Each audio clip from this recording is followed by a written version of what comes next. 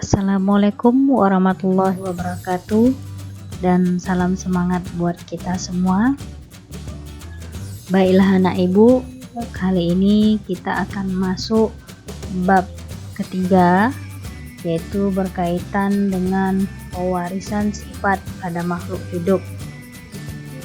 Adapun sub materinya yaitu berkaitan dengan materi genetik.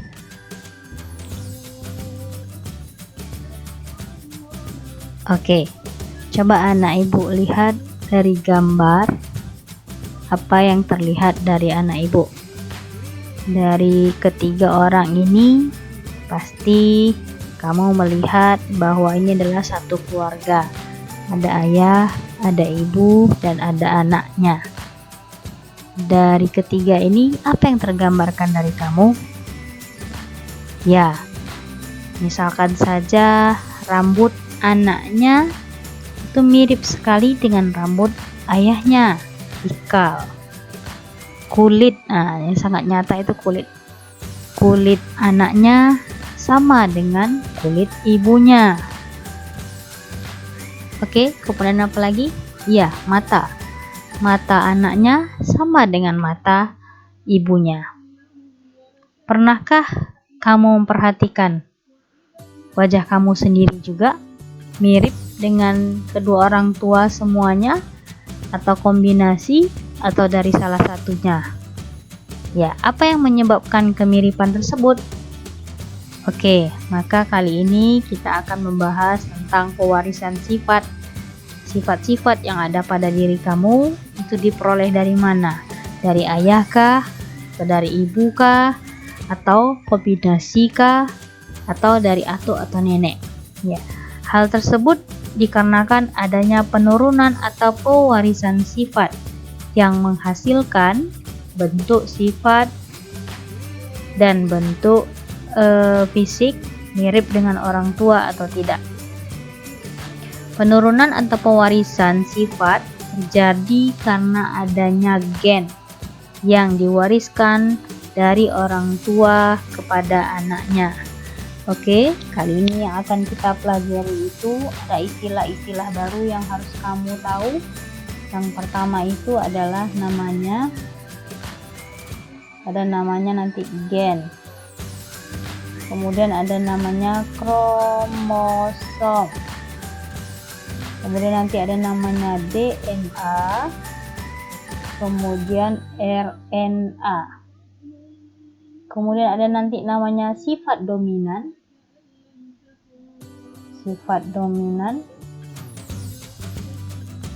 Kemudian ada namanya sifat resesif.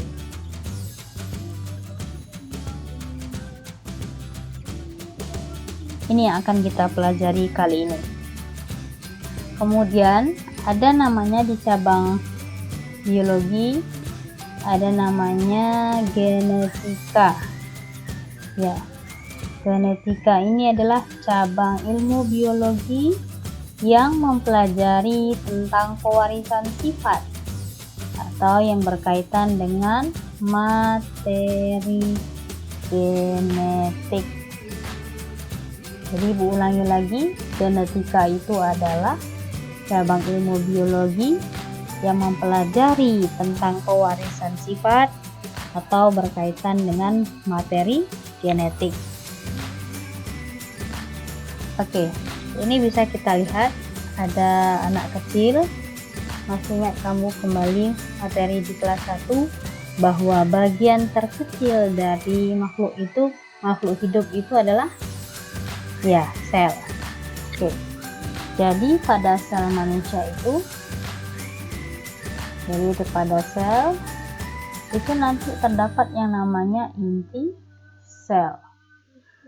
Nah, maka di sini terlihat ini ada seorang anak. Bagian terkecil dari seorang anak itu terdapat yang namanya sel. Kemudian ini sel manusia. Kemudian di dalam sel itu terdapat yang namanya inti sel. Kemudian dari sel ini terdapat yang namanya kromosom. Nah, ini yang dikatakan materi genetik. Jadi pada inti sel ini nanti terdapat yang namanya materi genetik. materi genetik yang disebut dengan kromosom.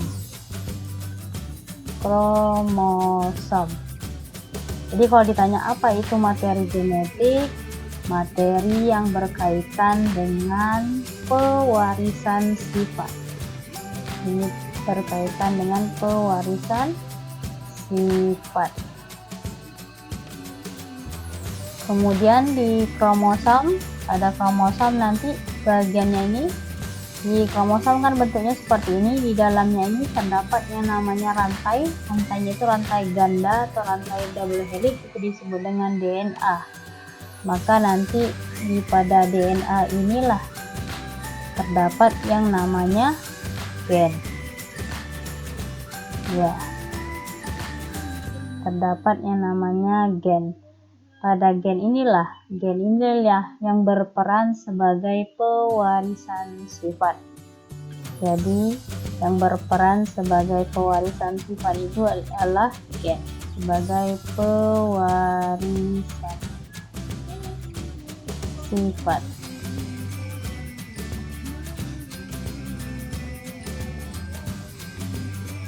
Oke, ini dia. Jadi gen itu adalah pembawa sifat dari induk kepada keturunannya. Ini poin penting ya. Silakan kamu catat bahwa gen itu adalah pembawa sifat dari induk kepada keturunannya. Gen adalah sepasang DNA. Nanti ini apa pengertian DNA nanti akan dijelaskan berikutnya. Jadi gen itu adalah sepasang DNA yang menentukan sifat tertentu atau membawa ciri tertentu. Gen tadi terletaknya pada di dalam kromosom, dan kromosom itu terletak di dalam inti sel.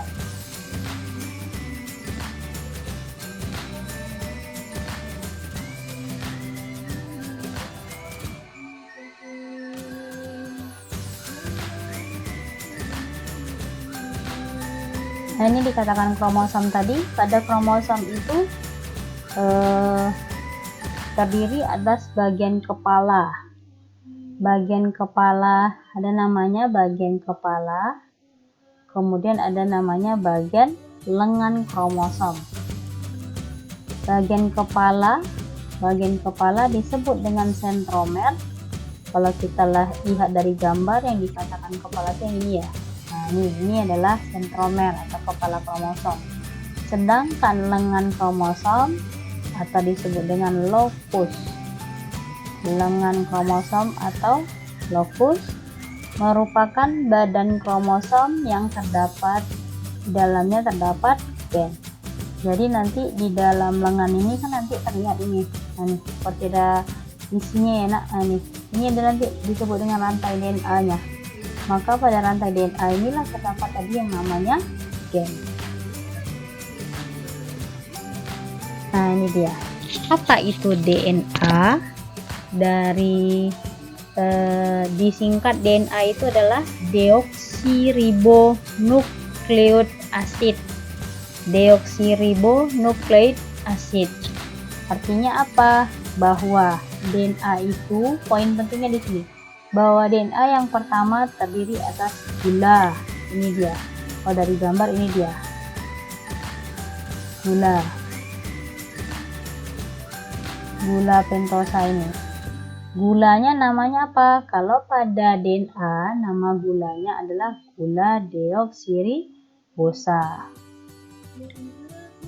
Kemudian yang kedua, terdiri yang namanya basa nitrogen. Mana basa nitrogen? Ini dia, basa nitrogen. Basa nitrogen itu terbagi atas dua, ada namanya purin dan pirimidin. Purin itu terdiri dari adenin dan guanin, sedangkan pirimidin, timin, dan sitosin. Nanti pada RNA perbedaannya letaknya nanti di sini. Kita lihat perbedaannya. Kemudian yang ketiga itu ada namanya asam fosfat. Nah, ini untuk asam fosfat nanti ini sama. Jadi perbedaannya nanti terletaknya di sini. Poin pentingnya dua ini. Ini perbedaan nanti dengan RNA. Jadi DNA itu disebut dengan deoksiribonukleik acid, yang merupakan suatu polimer yang disusun oleh unit-unit nukleotida yang tersusun berulang-ulang. Inti poinnya polimer yang tersusun berulang-ulang yang berbentuk rantai double helix. Itu dia. Nah, ini yang kedua, RNA. RNA itu adalah ribonucleic acid. Nah, ini Bu katakan tadi. Perbedaannya di sini. Yang pertama itu adalah gulanya adalah gula ribosa. Kalau tadi gulanya adalah deoksiribosa. Kalau RNA gula ribosa. Kemudian yang kedua, basa nitrogennya sama, purin dan pirimidin. Purinnya sama, adenin dan guanin. Nah, letak perbedaannya di sini. Pirimidinnya adalah urasil. Kalau pada RNA, kalau tadi adalah ya timin. Yang ketiga itu asam fosfat. Ini sama, asam fosfatnya sama. Kalau kita lihat ini ya, bahwa DNA ini bentuk rantainya adalah double helix. Kalau ini rantainya rantai tunggal. Nih untuk gulanya tadi, gulanya kalau pada DNA apa tadi ya, gulanya gula deoksiribosa.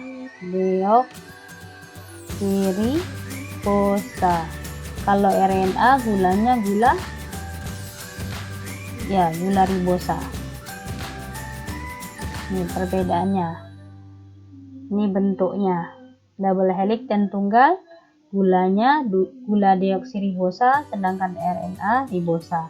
Kemudian berikutnya yang tadi ya, letaknya terdapat pada basa nitrogen. Basa nitrogennya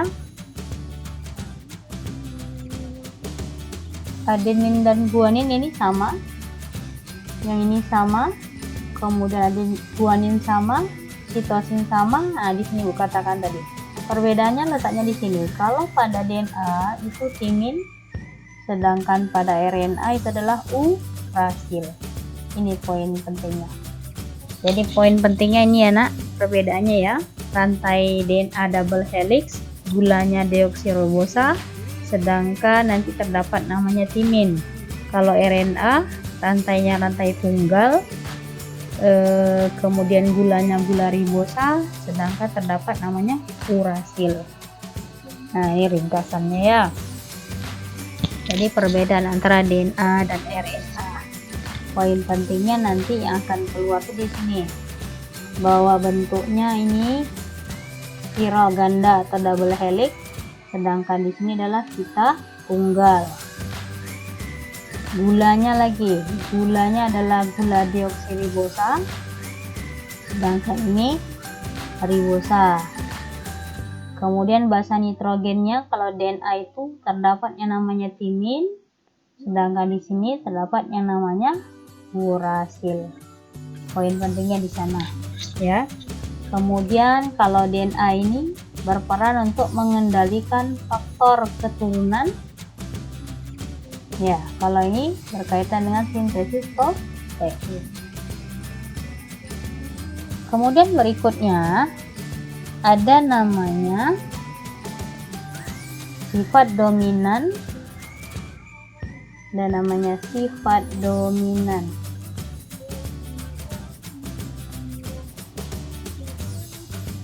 Kemudian ada namanya sifat resesif. Ya.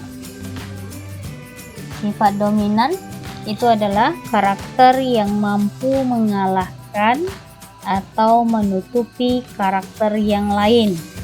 Intinya apa? Dia akan muncul sifat ini pada si anak dominan. Siapa yang mengendalikannya? Yang mengendalikan adalah gen dominan. Sedangkan sifat resesif itu adalah karakteristik yang kalah yang kondisinya adalah tidak tampak. Berarti ini yang kalah, atau bisa kadang disebut dengan tidak tampak. Ini disebut dengan sifat resesif. Siapa yang mengendalikan? Disebut dengan gen resesif. Gen resesif. Oke. Gen resesif, gen yang bertanggung jawab atas sifat suatu organisme. Nanti ada namanya bagan persilangan. Gen dominan ini gen dominan. Ya, gen dominan ini nanti dilambangkan dengan satu sifat, itu ada namanya 2 huruf. Satu sifat 2 huruf, tapi hurufnya adalah huruf kapital. Sedangkan gen resesif, satu sifat itu dilambangkan dengan 2 huruf, tapi hurufnya huruf kecil. Ya. Oke, misalkan seperti ini. Ada bunga, misalnya ya. Ada bunga berwarna merah dominan. Nanti itu disilangkan dengan yang berwarna putih. Maka ya, sifatnya itu adalah merah dominan. Poin pentingnya disilangkan dengan bunga yang berwarna putih. Maka yang sifat gen dominan tadi ini akan dilambangkan dengan M besar dengan 2 huruf. Ini memberi warna merah. Kalau putih bagaimana? Maka yang putih ini kan sifatnya nanti disebut dengan resesif. Ya, sifatnya resesif, ini dikalahkan. Seharusnya kan di sini huruf P, maka di sini kan seharusnya kamu buat tulis huruf P.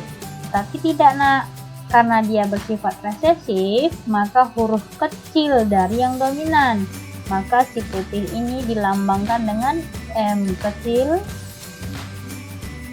Ya, M kecil. Ini memberi warna putih. Seperti itu.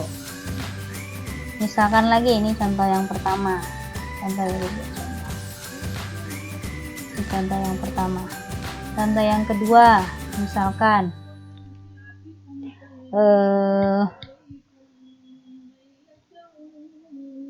ada biji bulat, ada kacang ercis misalnya, ada kacang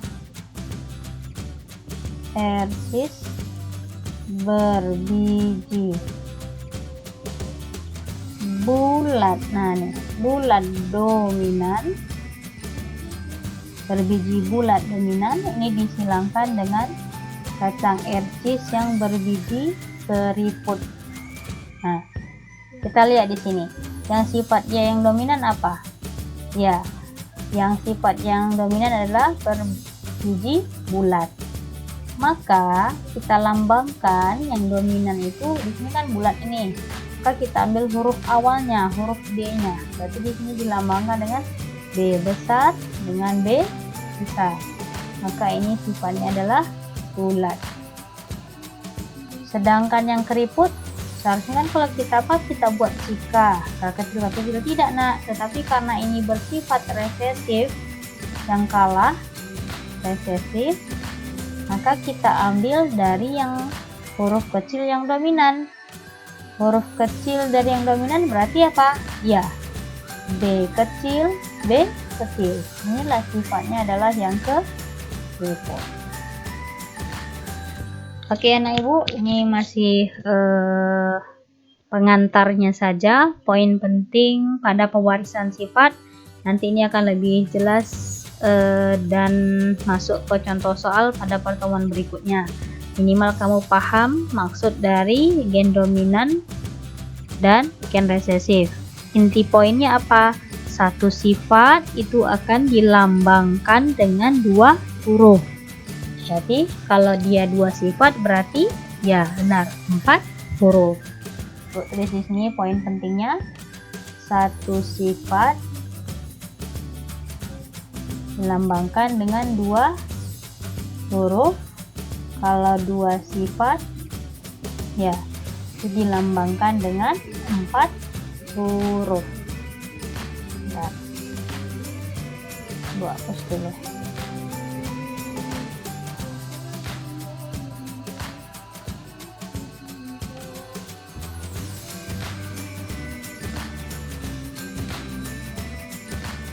Maka 2 sifat dengan 4 huruf.